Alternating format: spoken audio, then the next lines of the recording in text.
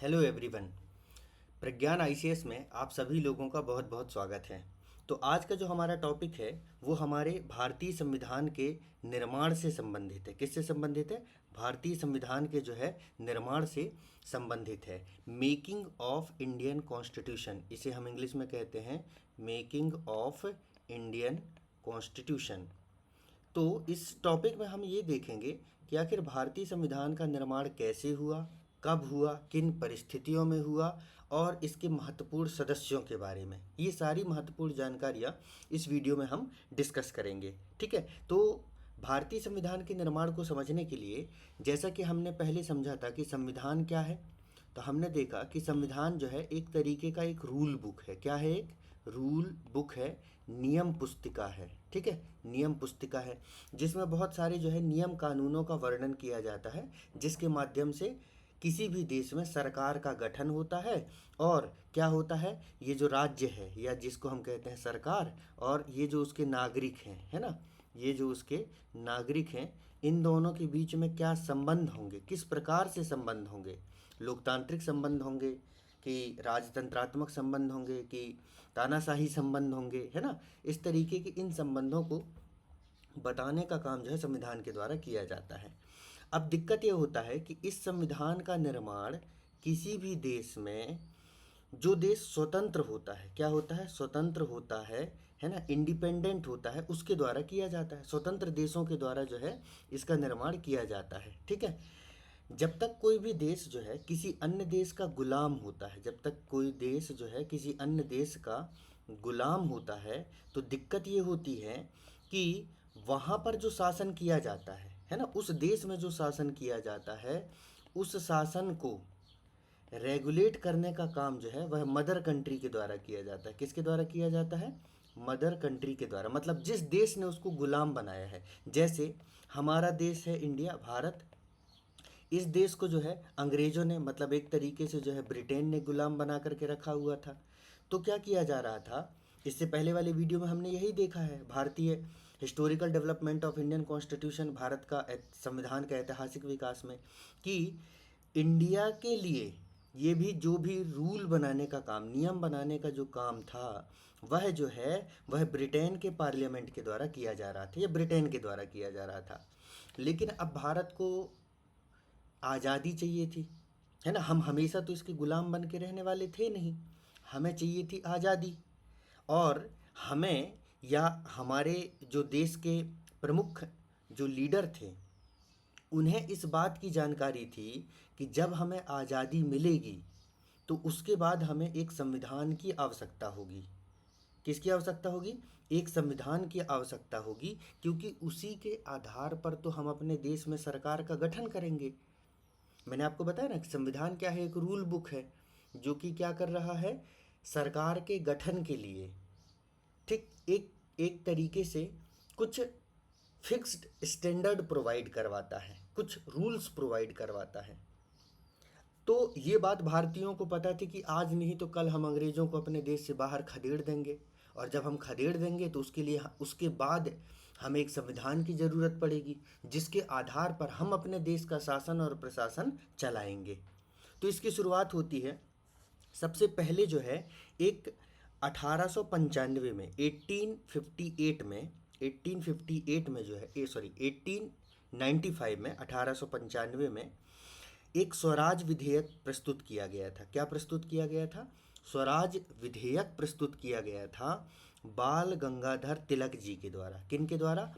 बाल गंगाधर तिलक जी के द्वारा एक स्वराज विधेयक प्रस्तुत किया गया था, जिसमें पहली बार, भारत में पहली बार संविधान सभा के सिद्धांत का वर्णन किया गया। यहाँ कोई मांग नहीं की गई, यहाँ सिंपल ये था कि भारत में एक संविधान सभा हो, जिसके द्वारा जो है क्या हो, संविधान, भारतीयों के लिए संविधान का जो है वह निर्माण किया जाए। ठीक है, किसके लिए?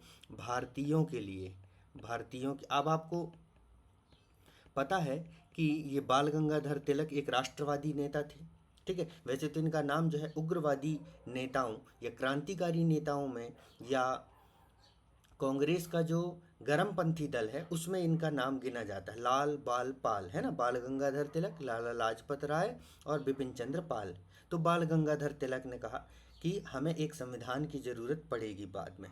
खैर ये बात बहुत 1895 बहुत पहले की बात है। लेकिन फिर उसके बाद क्या होता है, उसके बाद ये होता है कि 1928 में, आपको ये वाली घटना तो याद ही होगी कि 19 जो है 27 में भारत में जो है वह आता है साइमन कमीशन। क्या आता है? Simon commission. इतिहास में आपने पढ़ा ही होगा, और नहीं पढ़ा होगा तो अब मैं पढ़ाऊंगा ही आप लोगों को अभी। ठीक है, तो साइमन कमीशन, साइमन कमीशन जो है वह भारत में आता है 1928 में। कब आता है? 1928 में वह भारत में आता है, सॉरी 1927 में। 1927 के बाद ऐसा होता है कि इसके बाद भारत में एक कमिटी बनाई गई थी। ठीक है, उसमें जो थे, उसमें जो हमारे नेहरू जी जो थे, है ना, जवाहरलाल नेहरू जी, उनके फादर मोतीलाल नेहरू जी उसके अध्यक्ष थे। तो उसके द्वारा जो है एक रिपोर्ट बनाई गई थी जिसे कहा जाता है नेहरू रिपोर्ट। क्या कहा जाता है? नेहरू रिपोर्ट कहा जाता है। ठीक है, तो इस नेहरू रिपोर्ट में क्या हुआ, संविधान का मसौदा, ठीक है, संविधान का एक क्या है, मसौदा तैयार किया गया था। इस नेहरू रिपोर्ट में क्या किया गया था? संविधान का मसौदा तैयार किया गया था। ठीक है, और इसके अध्यक्ष जो थे वो कौन थे? मोतीलाल नेहरू, कांग्रेस से थे। ठीक, तो नेहरू रिपोर्ट, इसमें भी संविधान का मसौदा एक तैयार किया गया था और बात की गई थी कि भारतीयों के लिए जो है एक संविधान बनाया जाए। ठीक है, यहाँ तक बात ठीक है। इसके बाद में फिर ऐसा हुआ कि 1934 में, कब? 1934 में, बहुत इंपॉर्टेंट है ये, आपको याद रखना है। 1934 में श्री एम एन रॉय, ठीक है, एक समाजवादी नेता थे जिनका नाम था श्री एम एन रॉय, मानवेंद्र नाथ रॉय। ठीक है, इनके द्वारा क्या किया गया, पहली बार संविधान सभा के गठन की मांग की गई अंग्रेजों के समक्ष। इसको क्या हो जाता है, एक तरीके से भारत में औपचारिक मांग माना जाता है। क्या मांग माना जाता है इसे? औपचारिक मांग माना जाता है अंग्रेजों से। किसके लिए? संविधान सभा के लिए। तो एम एन रॉय के द्वारा। तो कभी भी आपसे अगर ऑप्शन में पूछे कि भारत में पहली बार संविधान सभा के गठन की मांग किसके द्वारा प्रस्तुत की गई थी, और उसमें 3-4 ऑप्शन हो, जैसे सपोज कीजिए कि बाल गंगाधर तिलक हो, लाला लाजपत राय हो, एम एन रॉय हो, जवाहरलाल नेहरू हो, तो आपका आंसर होगा श्री एम एन रॉय जी के द्वारा की गई थी। चलिए, एम एन रॉय एक क्या थे, मैंने आपको बताया कि ये एक समाजवादी नेता थे। कैसे नेता थे? समाजवादी। भारत में समाजवाद के प्रसार करने में इनका बहुत बड़ा योगदान रहा है। उसके बाद में ऐसा हुआ कि 1935 में जब इन्होंने मांग कर दी, तब 1935 में कांग्रेस के द्वारा भी क्या किया गया, संविधान सभा के गठन की मांग की गई। मतलब भारतीय राष्ट्रीय कांग्रेस ने जो है इसे अपने एजेंडे में शामिल कर लिया। ठीक है, इसको जो है उन्होंने अपना जो उनका जो एजेंडा था उसमें शामिल कर लिया, और ये अब जो है अंग्रेज़ों के पीछे पड़ गए कि हमें एक संविधान सभा का गठन करके दीजिए जिसमें हम भारतीयों के लिए संविधान बनाएंगे। तो अगर आपसे पूछा जाए कि भारतीय राष्ट्रीय कांग्रेस के द्वारा संविधान सभा के गठन की मांग कब की गई थी, और उसमें 4 ऑप्शन हो, सपोज कीजिए 1934, 1936, 1930 और एक ऑप्शन हो आपका 1935, तो आपका सही आंसर क्या हो जाएगा? 1935। ठीक है, इस तरीके से यहाँ तक ये तो क्या हो गई, संविधान सभा के गठन की मांग। अब जब कांग्रेस ने मांग उठाई संविधान सभा के लिए, तो स्वाभाविक बात है अंग्रेज़ों के कान में थोड़ा सा जू जो है रेंगने लग गया। ठीक, क्योंकि इससे पहले तो वो दूसरों की बातों को हल्के में लेते थे, लेकिन जब कांग्रेस कोई बात करती थी, ठीक है, तो क्या होता था कि अंग्रेज़ थोड़े सहम जाते थे, क्योंकि कांग्रेस पूरे भारत देश का जो है उसके द्वारा पूरे भारत देश का प्रतिनिधित्व किया जाता था। तो कांग्रेस के द्वारा जब कोई मांग उठाई जाती थी तो अंग्रेज़ों को फिर क्या होता था, उसके बारे में थोड़ा सोचना पड़ता था। चलिए, ये सारी बात चलती रही, लेकिन आपको पता है 1937 में, कब? 1937 में क्या हुआ, द्वितीय सेकेंड वर्ल्ड वॉर स्टार्ट हो गया। क्या स्टार्ट हो गया? सेकेंड वर्ल्ड वॉर जो है स्टार्ट हो गया, द्वितीय विश्व युद्ध स्टार्ट हो गया, है ना, द्वितीय विश्व युद्ध जो है वह स्टार्ट हो गया।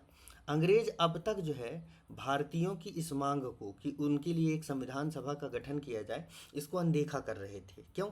क्योंकि भारतीय जब अपने लिए संविधान बना लेंगे, इसका मतलब ये है कि अब वो अंग्रेजी कानून के तहत शासित नहीं होंगे। मतलब वो अंग्रेज, अभी तक हम क्या कर रहे थे, अंग्रेजों के कानून के तहत शासित हो रहे थे। मैंने आपको बताया ही है, 1919 का अधिनियम, 1935 का अधिनियम, इससे पहले 1909 का अधिनियम, फिर इस तरीके से तो हम इन अधिनियमों के तहत शासित हो रहे थे।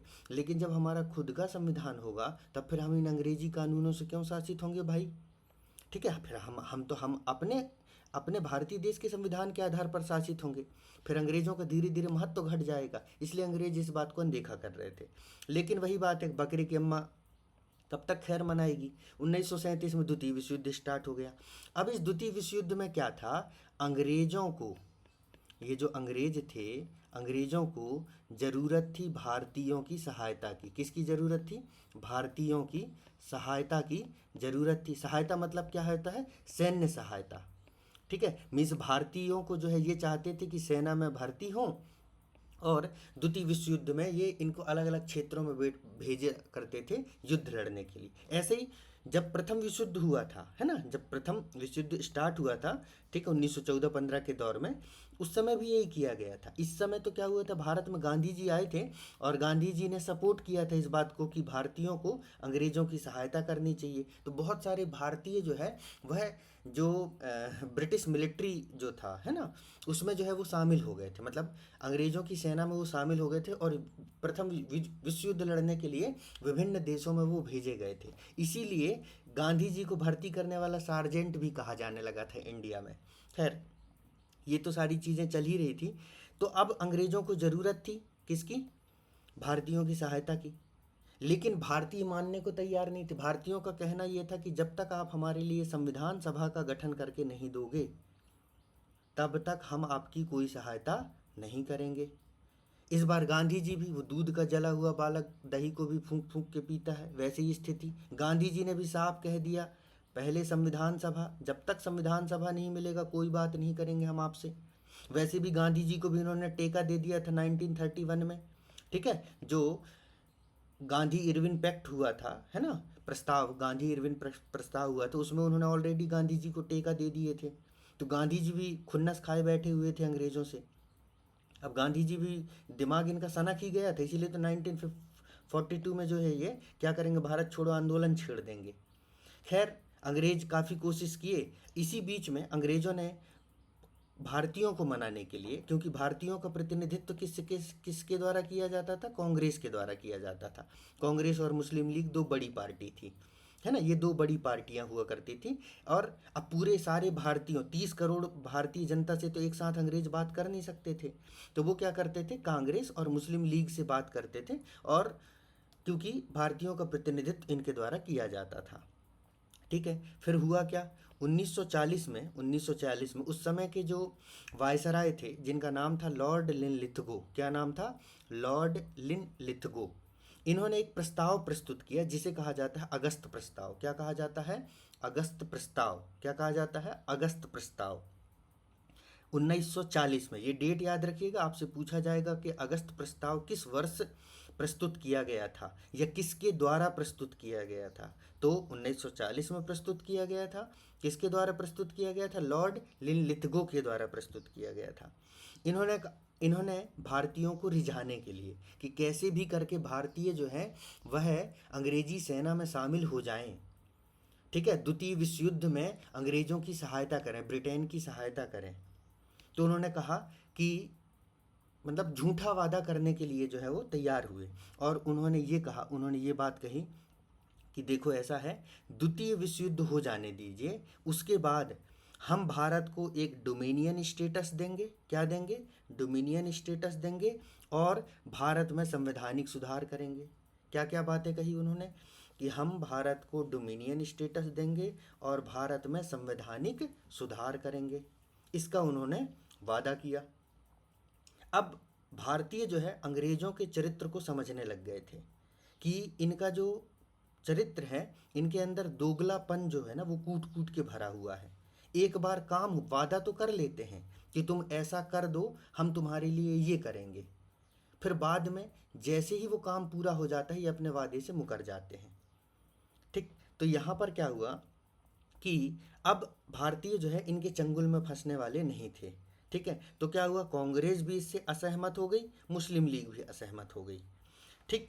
और एक तरीके से अगस्त प्रस्ताव जो है वह क्या हो गया, फेल हो गया। ठीक है, ये प्रस्ताव जो है पास नहीं हो पाया, है ना। और इसके विरोध में, अगस्त प्रस्ताव के विरोध में जो है वह क्या हुआ, गांधी जी के द्वारा जो है व्यक्तिगत सत्याग्रह प्रारंभ किया गया। क्या प्रारंभ किया गया, व्यक्तिगत सत्याग्रह प्रारंभ किया गया।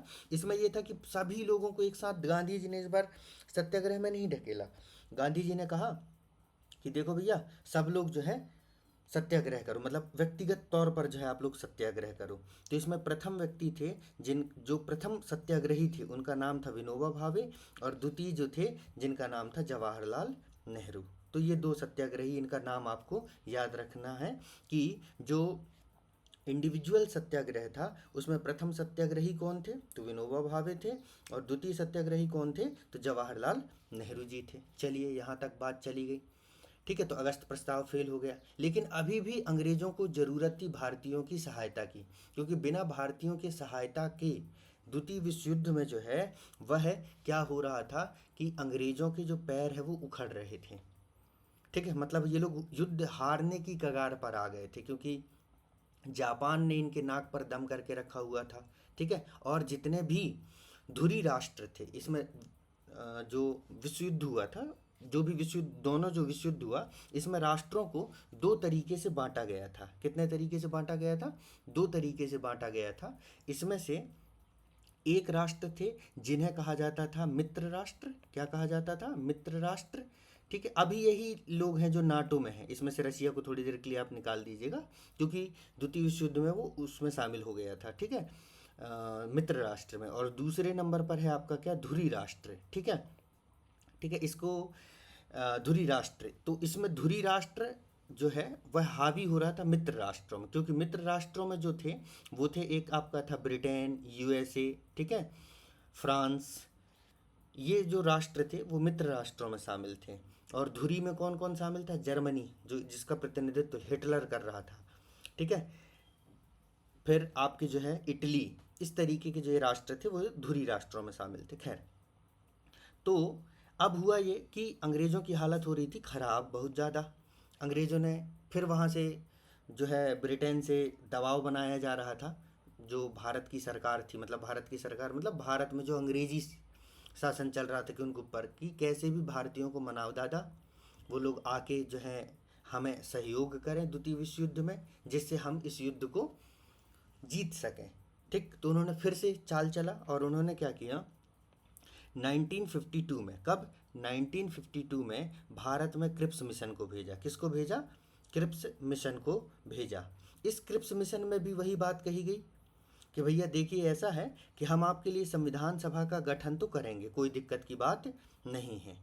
ठीक है, संविधान सभा का गठन करेंगे, लेकिन युद्ध हो जाने दीजिए। क्या, युद्ध के पश्चात, किसके पश्चात, युद्ध के पश्चात जो है, द्वितीय विश्व युद्ध के पश्चात जो है हम आपके लिए संविधान सभा का गठन करेंगे। ठीक है, और जो है आपकी और जो भी मांगे हैं उनके बारे पर भी विचार किया जाएगा। लेकिन हुआ ये कि कांग्रेस वाले इसको स्वीकृत अस्वीकृत करते उसके पहले ही जो मोहम्मद अली जिन्ना थे, मोहम्मद अली जिन्ना जो थे, उन्हें मुस्लिम लीग, जिनकी जिस किस पार्टी का वो प्रतिनिधित्व करते थे, मुस्लिम लीग का, उन्होंने इसको क्या कर दिया, इसका विरोध करने लग गए, मतलब इसका जो है अपोज करने लग गए। क्यों, क्योंकि क्रिप्स मिशन में कहीं पर भी पृथक पाकिस्तान की मांग नहीं की गई थी। सॉरी, पृथक पाकिस्तान की जो है बात नहीं की गई थी, पृथक पाकिस्तान की इसमें कोई बात नहीं थी क्रिप्स मिशन में।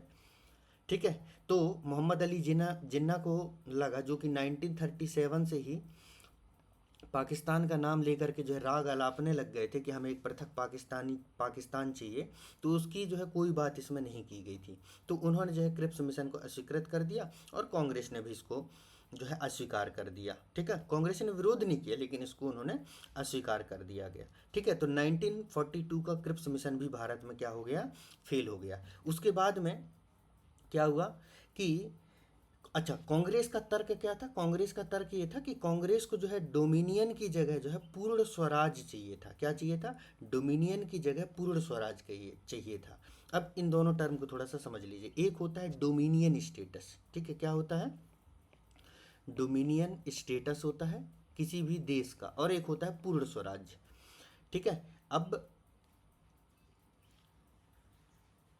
अब जो है इसमें आप इसको ऐसे समझिए, पूर्ण स्वराज का मतलब तो आप ये समझ लीजिए कि कोई कंट्री, कोई देश जो है जो कंप्लीट इंडिपेंडेंट हो। क्या हो? कंप्लीट इंडिपेंडेंट हो अपने डिसीजन मेकिंग में। अपने डिसीजन मेकिंग में जो देश अपने निर्णय निर्माण में, ठीक है, निर्णय लेने में जो देश जो है पूरी तरीके से स्वतंत्र होता है, तब हम कहते हैं वो पूर्ण स्वराज है, पूर्ण रूप से स्वतंत्र है। ठीक है, जैसे अभी भारत देश है और विश्व के अधिकांश देश जो है वह अपने निर्णय लेने की उनके पास स्वतंत्रता। ऐसे ही देशों को हम पूर्ण स्वराज के लिए एक ये शब्द है संप्रभु। कौन सा शब्द है? संप्रभु, सोवरेंटी।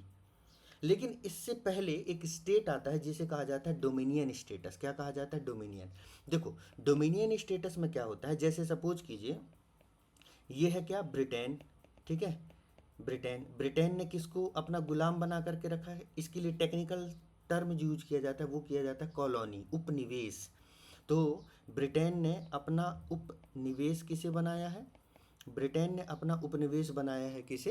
भारत को। ठीक है, भारत को। अब ब्रिटेन जो है भारत को वह कंप्लीट इंडिपेंडेंस नहीं देता है। डोमिनियन स्टेटस में जो है कंप्लीट इंडिपेंडेंस ना देके क्या किया जाता है, ये जो ब्रिटेन है इसके द्वारा एक चाल चला जाएगा, और इसके द्वारा क्या किया जाएगा, जो महत्वपूर्ण विषय होते हैं, ठीक है, जो बहुत महत्वपूर्ण विषय होते हैं, जैसे क्या है, रक्षा, जैसे क्या है, संचार, ठीक है, और क्या है, विदेश नीति, विदेश नीति।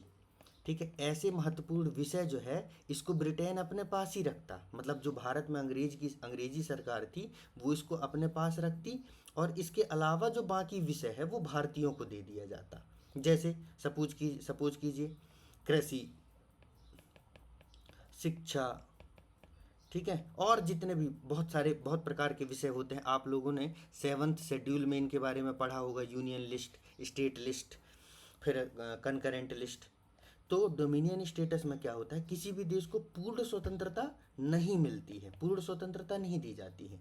क्या होता है, जो महत्वपूर्ण विषय होते हैं जैसे रक्षा, संचार, विदेश नीति, इनको जो है जो जिस देश ने उपनिवेश बनाया है वो अपने पास रख लेता है, और बाकी विषयों को जो है वह उपनिवेशित देश को जो है ट्रांसफ़र कर दिया जाता है।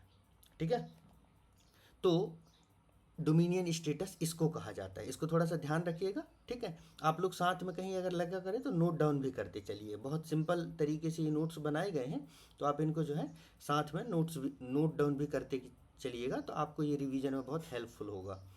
चलिए, तो यहाँ पर क्या हुआ, क्रिप्स मिशन भी फेल हो गया भैया, है ना, क्रिप्स मिशन भी क्या हो गया, फेल हो गया। अब क्रिप्स मिशन तो फेल हो गया, क्रिप्स मिशन के बाद फिर क्या हुआ, अब द्वितीय विश्व युद्ध तो खैर समाप्त हो जाता है। 1945 में क्या होता है, अमेरिका के द्वारा आपको मालूम है कि क्या किया जाता है, जापान में, जापान के हिरोशिमा और नागासाकी में जो है वह एटम बम गिरा दिए जाते हैं। उसके साथ ही तकनीकी रूप से जो है वह द्वितीय विश्व युद्ध जो है समाप्त हो जाता है। ठीक है, ऐसे छुटपुट युद्ध चलते रहते हैं लेकिन समाप्त हो जाता है।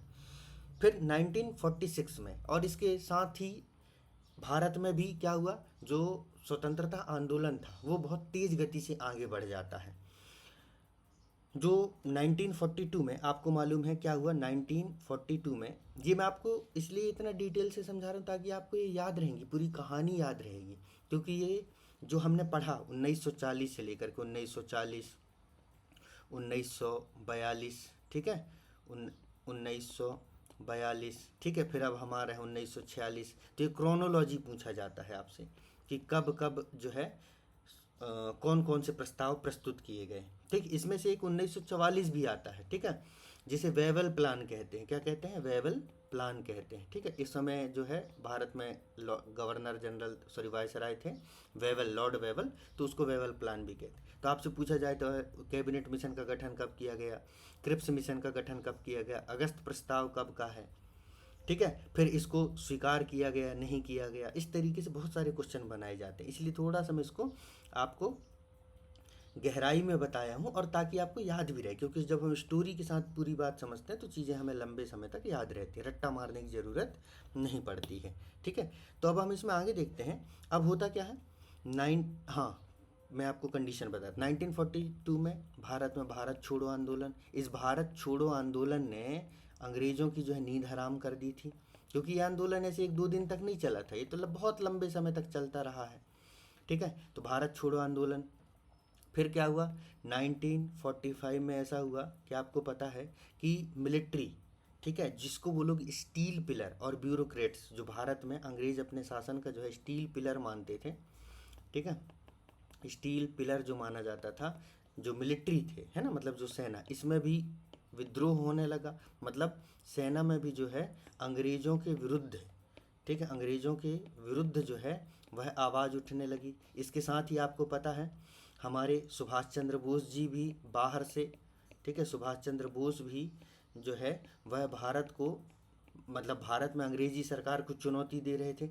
ऐसी बहुत सारी घटनाएं हो रही थी जिससे अंग्रेज़ों को ये लगने लगा कि यार अब भारत में जो है ना, भारत में शासन करना, ठीक है, भारत में क्या करना, शासन करना जो है बहुत मुश्किल है, क्योंकि ये भारतीय जो है अब हमें जीने नहीं देंगे यहाँ। तो उन्होंने कहा कि चलो अब समय वक्त आ गया है कि हम भारत को जो है वह क्या कर दें, स्वतंत्र कर दें।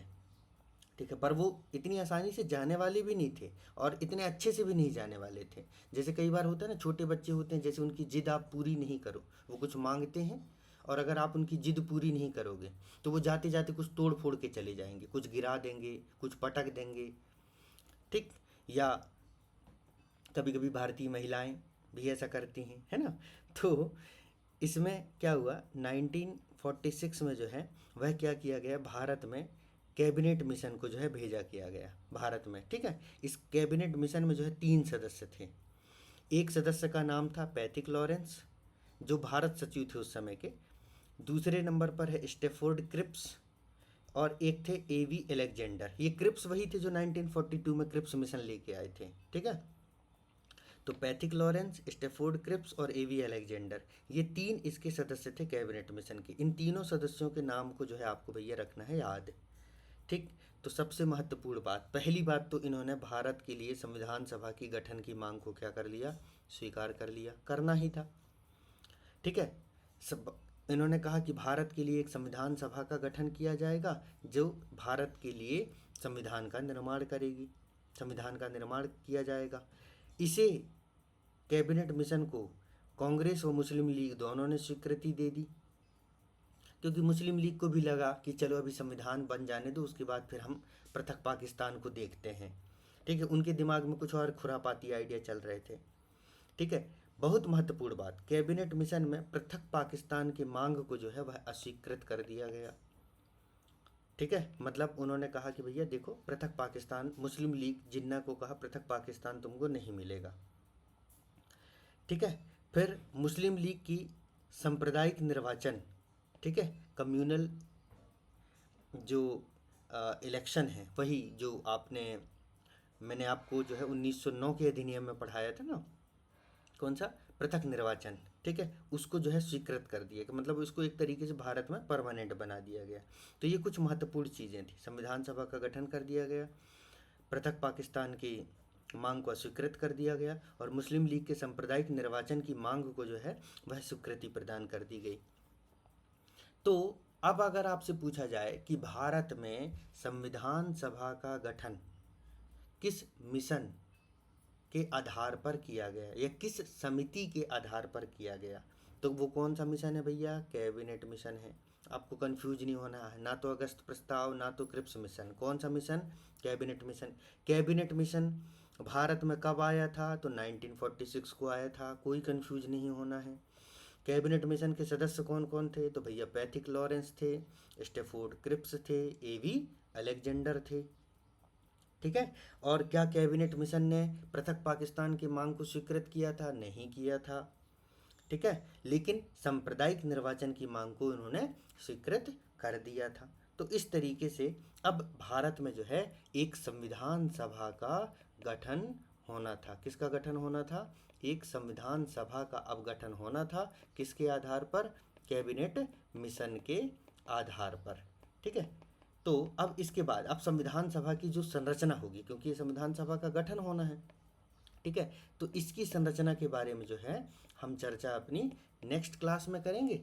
तब तक जो है आप इसको पूरा जो है रिवाइज कीजिए, और कोई भी डाउट हो तो आप जो है हमसे जो है पूछिएगा।